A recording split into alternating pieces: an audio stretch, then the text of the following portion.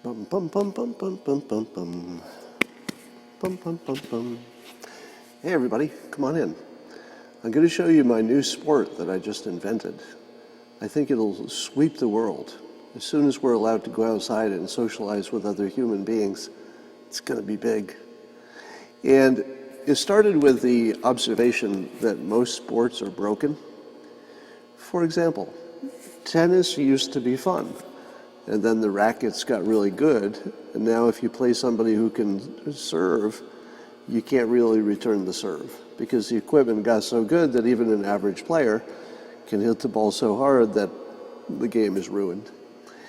Basketball is kind of ruined because if you play with tall people, well, it's not really any fun. Baseball is no fun because our attention span is much too small now. Sitting through an entire baseball game where half the time you're just waiting for something to happen, even if you're in the game, you're just standing there waiting. No, that does not cut it. Soccer can be pretty good, but you get all kinds of rules, like out of bounds and offsides, and you need a certain number of people if you want to do it right.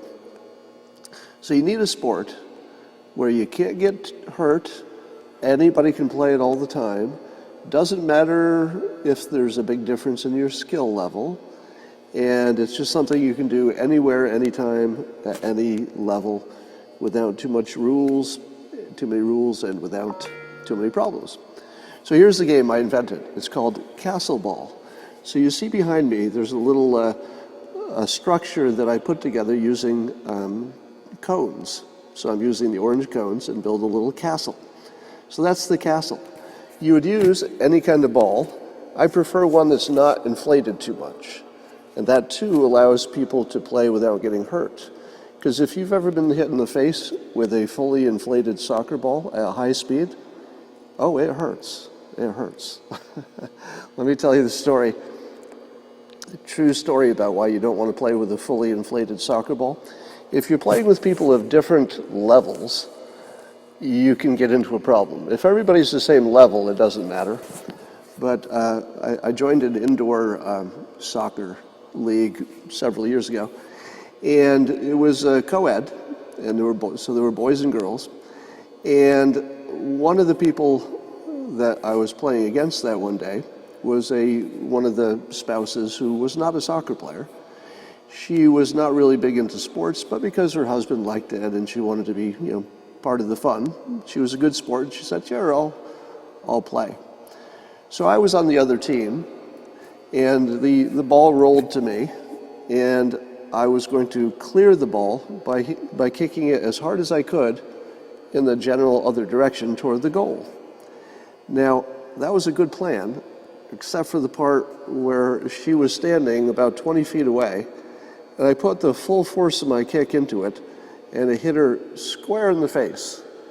And she went, poop, and was stunned for a moment and was, trying to catch her balance. But the ball hit her in the face and came directly back to me, 20 feet away. I hit her so hard that it bounced, all the way back, right to my feet. And of course, not much had changed, so I thought to myself, well, I can't really go back in time. I can't unhit her in the face. That's sort of done, and it looks like she'll live. So I'm just going to make the same play. I'll kick it as hard as I can in that general direction, which is what I did. Now, you're probably a little bit ahead of me on the story here. Yes, it hit her directly in the face, boom, a second time. I believe that's the last time she ever played soccer.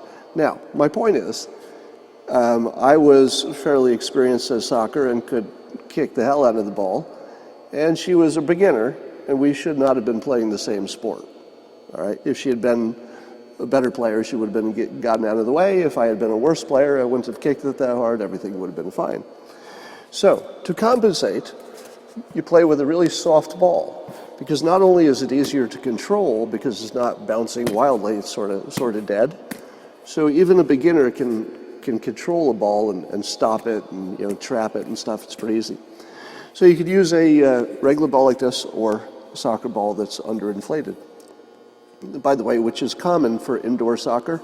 it's not unusual to underinflate a ball for indoor soccer. That's common, but not everybody likes that. Now, here's how you play. You notice that I've set it away from the wall a little bit. You don't want it against the wall, because then people can just stand in front of it and prevent you from hitting it, which is the point of the game.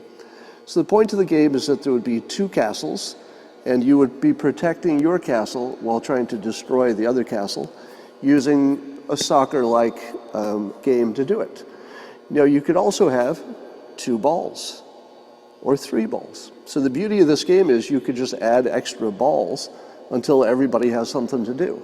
Because there's nothing worse than a game where somebody's standing in right field just waiting for something and nothing happens. So you have as many balls as you have number of people. You could have as many people on the side as you want, as long as it's roughly the same, or at least roughly the same in talent. It doesn't have to be the same number. So I've taken it away from the wall, so you always have the option of hitting the wall and then hitting it back on the rebound. So the point of it is that you want to knock down all of the cones on the other team before they knock down all of the cones on your side. So if I hit it once and don't knock them all over, the game is still on. So it's not over until each of the cones is down. And you can make the castle as big as you want or as small as you want. And here's the other thing. There's no out of bounds. In Castleball, because I made it up myself, I'm solving the problems that I hate about other sports. You know, the boring parts where you're waiting for somebody to throw it in bounds. With Castleball, there's no out of bounds.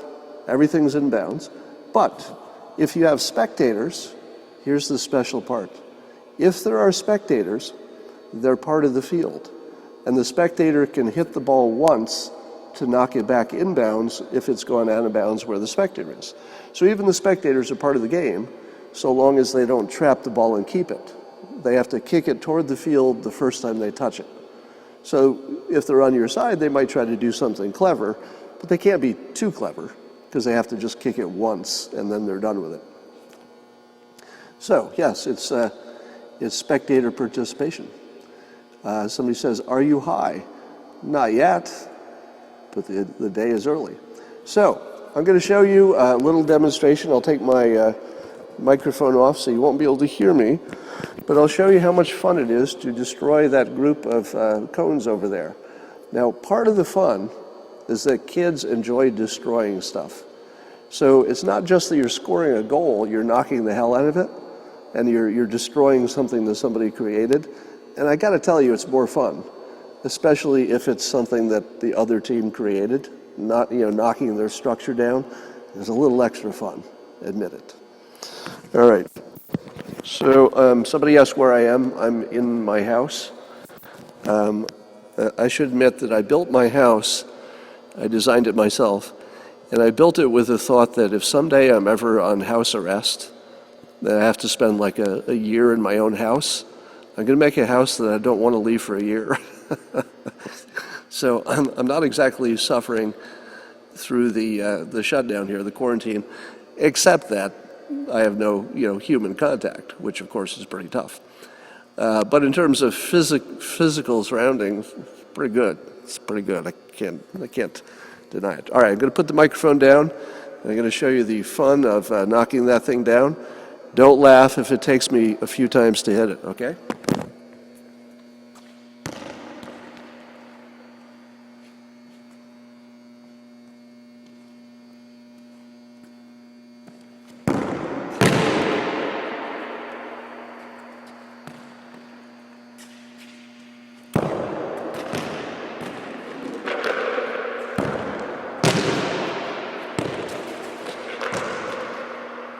Get the idea.